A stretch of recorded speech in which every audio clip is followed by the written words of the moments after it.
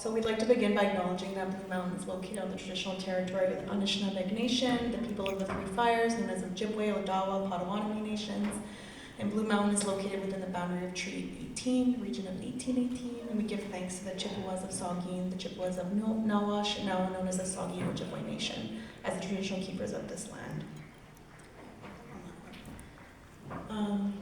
I'll introduce myself first. My name is Mia Commanda-Bourque. I've recently hyphenated my last name, so just getting used to doing that. I'm actually originally from Quebec, so I'm Anishinaabe and French from Quebec, living in Sudbury, Ontario, but establishing my roots in my husband's community of Nipissing First Nation with our fur baby Mabel, who's 9 months old.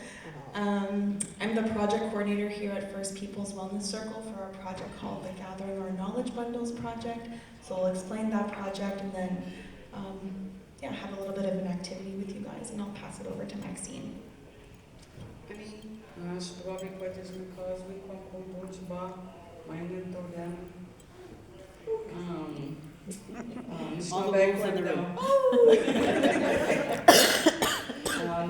I'm the program manager of special projects at First Peoples Wellness Circle. My name is Maxine. I come from Wikwamkong, unceded territory, which is the center of the universe. Thanks, Maxine. So just some learning objectives and what this presentation will look like. I won't go into about First Peoples because you heard it on the panel earlier and then a little bit briefly in this section too.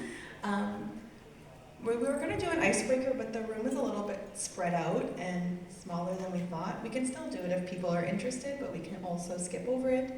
I'll talk about the Gathering Our Knowledge Bundles project and understand the purpose and the impact of this project and the work that's been done and how we did it. And then we're going to talk about an introduction to mindfulness and why does mindfulness matter, and bringing mindfulness into your daily lives in easy and accessible ways, and also some practical applications. And then a wrap up, and then more questions afterwards. So skip that. You guys know who we are. So this icebreaker, I'm going to do it anyways. I'm going to do kind of like a raise of hands. So it sounds really silly as a this or that game, but we've done this specific icebreaker across the country, and people really like it, and it brings out really special stories, and people get to kind of share. So I'm going to ask you between two options, this or that, and if anyone is like really, really wants to share, they can throw their hand up. We can kind of see the room and what people are feeling. Okay, so first one, fishing or hunting? Fishing. Why? Is there any? It's relaxing. Relaxing? Water. Pardon? I don't like guns. You don't like guns? Fair. Did anyone say fishing? Hunting. I'll say hunting. Hunting? I think for me, my family goes out and we spend time together for a week, being out on the land. We don't follow the clock necessarily. We're up before dawn. We're in bed early. There's time sitting by the fire. We're harvesting moose. We know we're sharing what we harvest. We feed elders, other community members, our families. So it's a really important time, and a time for us to also pass on that knowledge and those skills to children and grandchildren. And the hides. And the hides. Yeah. I would also say hunting. My husband does not like taking me out hunting because I'm loud and I'm not aware of my surroundings, and I'm crunching on leaves and just like in La La Land. So I would say hunting, but he would probably disagree with me. I'll go to the next one.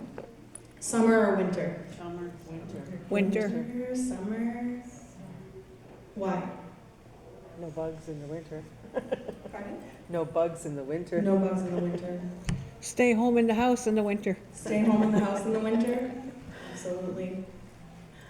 Brings water to replenish the earth. Brings water to replenish the earth. Mm-hmm. Anyone else? It's just a time of rest. A time of rest, yeah. I really like summer. Summer? I'm picking winter, but I'm saying I really love to swim, so. Well, that's fair, that's fair. We'll go to the last one. Coffee or tea? Tea. Neither. Depends. Depends on what?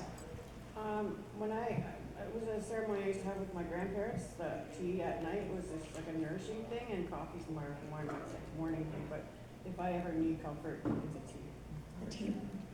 I'm trying to be mindful of like not using coffee as like survival to get through my day, but actually enjoying it and not like just chugging it, but actually just like being intentional drinking coffee or tea. So I'm working on that. Okay, perfect. Is there any specific teas that people like? Traditional teas, Lipton? Yes? I like picking the medicines myself and making my own tea. Like, well, I can't pick bare root. I have to go around out of Ontario to get bare root. But when I do get it, I make a tea out of it. I make cedar tea, and I use I forget the name of it now. Gee. But I get it, I pick it in the damp water there, and I make tea out of it. What's that? Sweet flag weekend? Yeah, wheatga, yeah, Nice. yeah. Awesome. It's better when you pick it yourself because you get to feel Mother Earth and appreciate and put your tobacco down for what you're asking for. Awesome, you guys for sharing. Yeah, we've asked these questions across the country, and it's just really interesting. Like, I didn't know prairie chickens existed until we did this activity in Saskatoon, and that's what they love to hunt, is prairie chickens, right? Or different teas in different regions, or lobster fishing on the East Coast. So you guys for sharing all your preferences. Okay, so we'll talk about the Gathering Our Knowledge Bundles project. So using culture as foundation, so this has been a reoccurring theme between both of our organizations, but the project was to support the First Nations mental wellness workforce to develop and mobilize community-owned, self-determined, and culturally relevant mental wellness tools and resources. So resources to help the helpers, right? So how the project came to be, so the COVID-19 pandemic had particular and significant impacts on the workforce across the country and within the communities they support. So many existing mental wellness resources did not reflect our communities, or they weren't accessible, and they just didn't, they weren't diverse enough, right, to our community ways of knowing and doing, and just difficult to access all around. So the project aimed to support the workforce by gathering and mobilizing mental wellness tools and resources.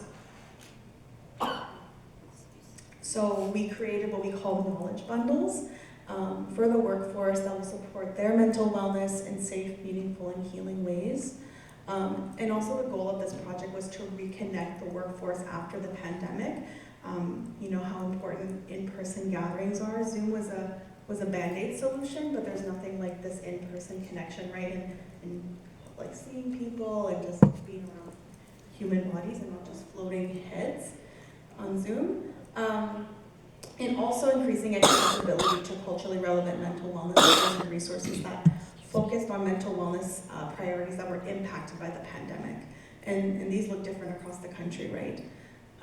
We also ensured that this project was strengths-based, community-driven, and holistic. So community-driven and how we did that. So we began the project by using surveys. So this was pretty general, just to kind of get a feel of a lay of the land and what priorities were for people when it came to mental wellness tools and resources to support the workforce. And then we created what we call regional circles. So areas that we would go to, show the surveys and just kind of reconfirm with these folks, like, do you guys agree? Is this what you would like to see?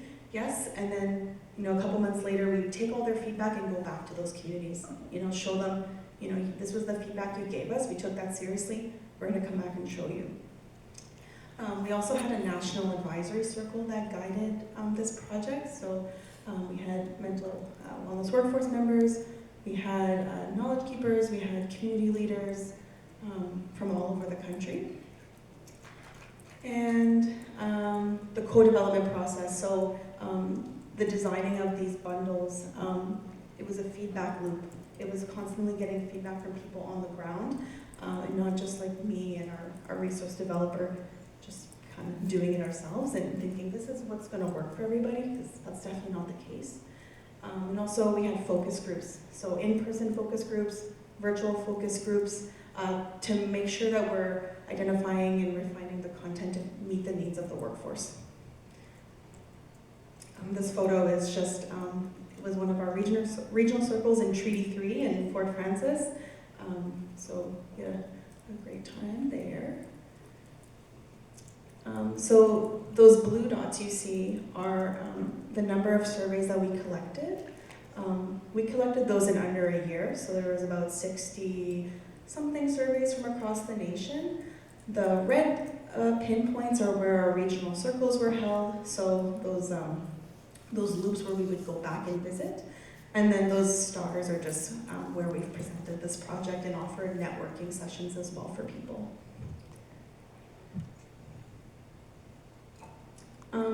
So just some kind of general feedback, because there was a lot and lots of conversations were discussed, but kind of the main feedback from the regional circles that we gathered was that people often identified the effects of COVID caused isolation amongst adults and children as well, and it greatly affected education. So the schooling of the children, you know, their social skills, just their academic development in general was highlighted mostly.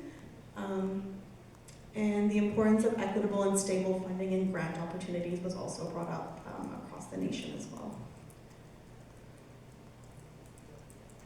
So these are what the knowledge bundles are. So there are 8 of them. And we have them divided like this, and then each bundle has a number of different resources. I do want to say that these are all in development right now. They're not published or finished, but they will be. This project's done in the end of March, so they'll be completed shortly. So these were all topics and suggestions and feedback from people on the ground. This is what people wanted as resources and identified these. So we have a 2S LGBTQ terminology sheet, so you know, describing the different identities in language that people can understand and take into their community and explain these concepts. Grief and loss was mentioned often, especially during the COVID-19 pandemic. So we have a how to support someone who is grieving guide, a what to expect sheet when dealing with grief, the different types of grief. You know, grief, you know, it's not just the loss of somebody, it could be the loss of a job, it could be a loss of, you know, anything really. And then milestones in the first year of grief and how to go through those milestones. We have a mindfulness toolkit. So what is mindfulness and different practices and ways to incorporate mindfulness into your personal and professional work. We have a community event planning guide. This was identified as important as well. You're tasked to, you know, plan a big gathering. Where do you start? You know, what protocols do you have to follow?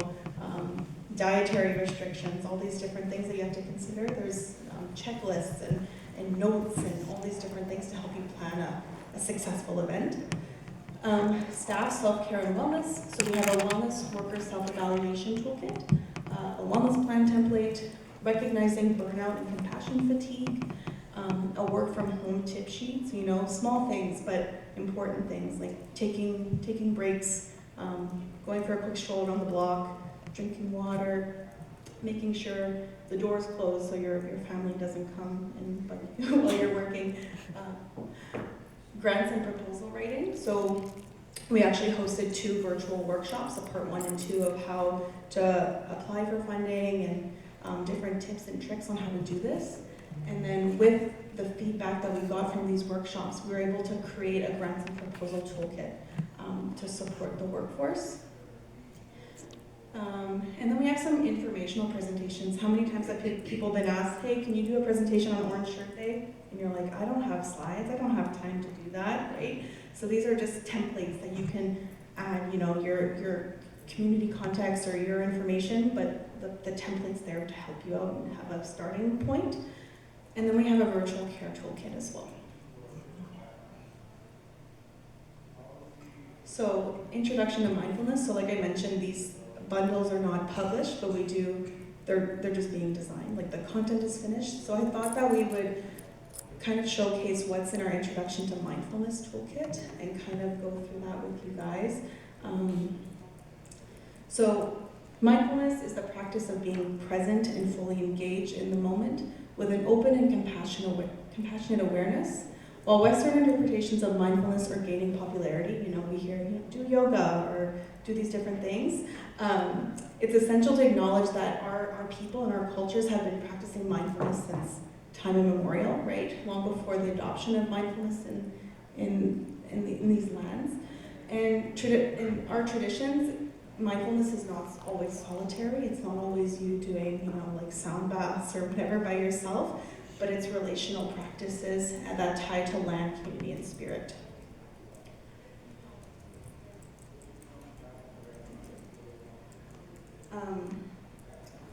So why mindfulness matters? So it supports your holistic well-being. So mindfulness supports mental, emotional, physical, and spiritual well-being by helping individuals feel more balanced and connected to themselves and others, and encourages self-awareness, self-compassion, and the ability to navigate challenges with resilience, and essential for maintaining your overall wellness. It also enhances your personal strengths, right? So dealing with something that might be difficult at work, mindfulness helps you kind of just like, okay, I need to chill for a sec, I need to reflect and come at this from a different, from a different angle. It also promotes your emotional resilience, and it creates space for reflection, so just taking time to think and reflect. And also creating flexible and accessible mindfulness practices, and what that means for you, right? What mindfulness for me might not be what mindfulness is for you, and that's okay.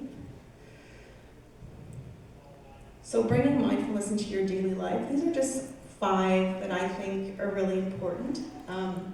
So mindful breathing is obviously kind of the first thing you think about, just like practicing your breathing and breathing techniques. So taking short moments throughout the day to pause and focus on your breath. So this can be done anywhere, sitting at your desk, sometimes just sitting in your car. I often just sit in my car in silence by myself a lot. During a break, so just take deep breaths, and this can bring clarity and alertness and calmness. Mindful listening, sometimes people, they're talking, but they're not really, or no, sorry, other way around. Someone's talking to you, but you're not listening. You're waiting on what to say next. That's something that, you need to really listen and really take in what that person's saying. A mindful movement, so this doesn't need to be yoga. This can be walking, this can be stretching, even if it's just stretching your neck, moving through your daily tasks, paying attention to the sensations in your body, and staying connected in the present moment. This is something we don't often think about with mindful eating, right?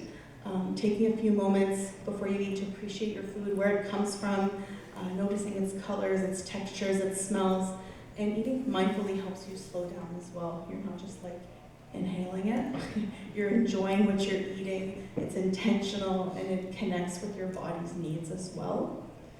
And mindful reflection, so taking time to reflect on your experiences and what you're going through and different things. So what moments brought you peace or joy in your day? How did you respond to challenges? And this reflection helps reinforce mindfulness and gratitude. I think one of the other pieces is that when people smudge in the morning, so when you smudge, right, we have a like a ritual or a routine that we follow when we smudge. So for me, it's, when you open up your bundle or you place your shell, you put your so we're being mindful, right? We're also engaged in all of our senses because we're touch. We often, I know for me, I often smell it before I burn it, so then there's that smell. If you're using matches, I think for me that's one of the, like you hear, when you hear a match light, and then the flame, like the, and and then it goes, and then you smell the sulfur, it settles, and then you light your medicines. And so then we engage our sight, so we see the smoke coming up, we can smell it, and then we're mindfully sort of moving through as we smudge ourselves, right? We're mindfully moving through that. We're giving gratitude. We're thinking about our strengths. We're getting ourselves ready to take on the day. So those pieces are also really important in terms of how we engage in terms of using, I think to me smudging can be a really simple activity, but such a powerful way to start our day for people who do it, right, regularly, and what that looks like for us. So miigwech. Maxine?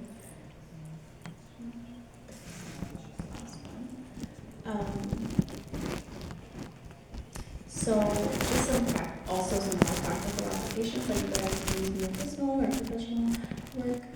So tending with intention. So handle each task mindfully during your daily activities, like cooking or caring for the home. Focus on the sights, sounds, sensations involved, and emphasize care for the land, water, and community.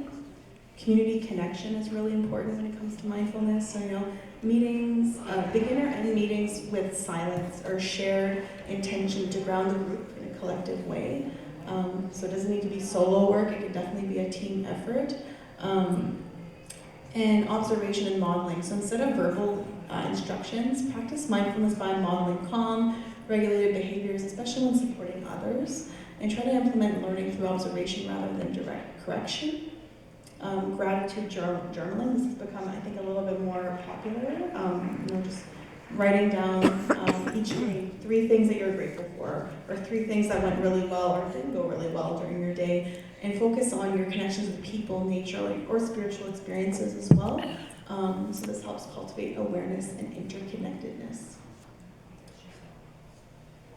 So First Peoples has a podcast actually, and episode 8 is neurodecolonization. So it's a podcast with Dr. Michael Yellowbird, who is an expert in Indigenous mindfulness. I would really recommend.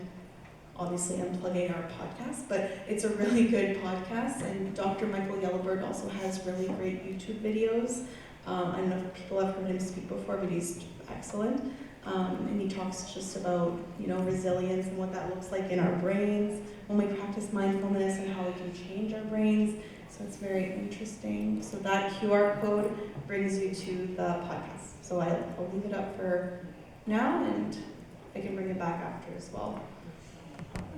So thank you. So I'll leave time for questions. Our emails are there as well if you want to reach out. But I can also bring it back to this. Perfect.